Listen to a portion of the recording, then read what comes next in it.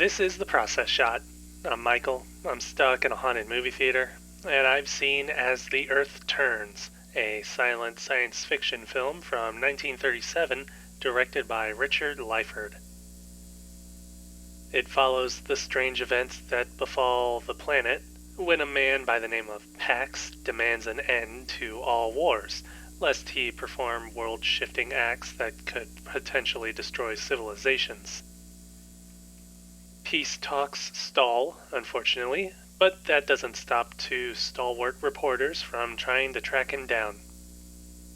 Matters are complicated when one of the two is kidnapped, but there are enough clues that point to the laboratory of Pax and the man himself, wherein they learn just exactly why he has taken to such drastic measures to make his desires known and realized.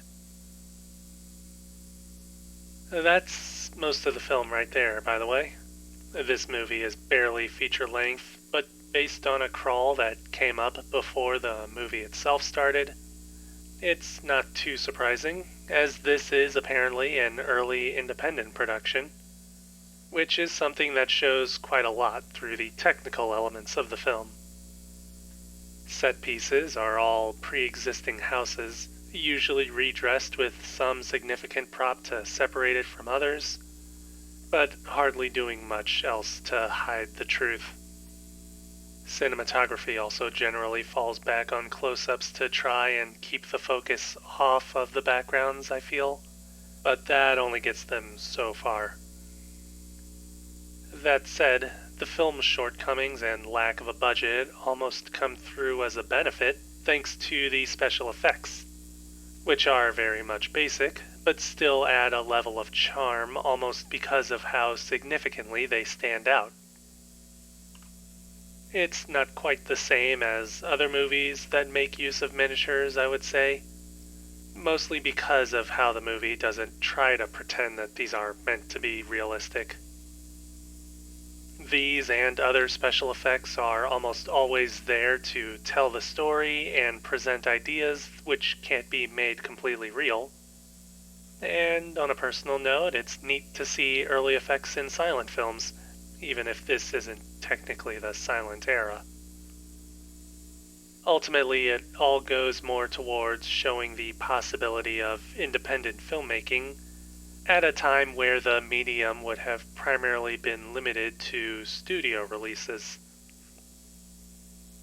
As for the actual story, it's certainly a very forward-thinking film, touching upon ideas of World War, natural disasters, and technology which could have an effect over miles of land. But its themes and messages almost outpace its budget entirely.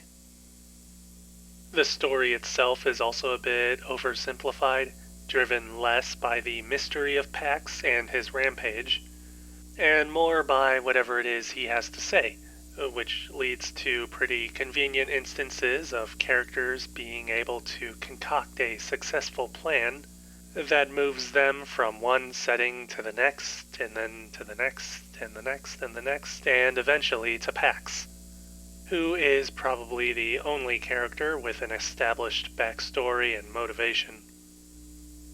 It doesn't explain how he developed his technology, of course, just that he has his reasons for wanting world peace. The greater story is pretty much designed overall around committing these ideas and images to film, and while it accomplishes this, it's pretty much the bare minimum. By today's standards, this might be a pretty lackluster film, but for an independent production from the 1930s, it shows a great creative spirit and a desire to tell the kind of story that may not be found anywhere else. Well, other than Great Britain, I suppose.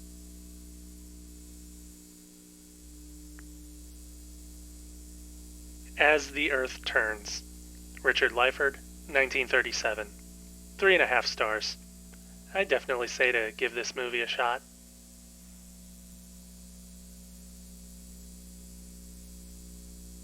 That's it for this review.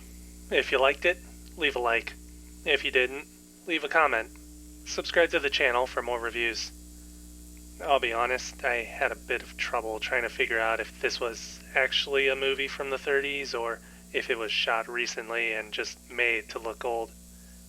Then I saw some old cars and figured it's real. After all, nobody has cars anymore.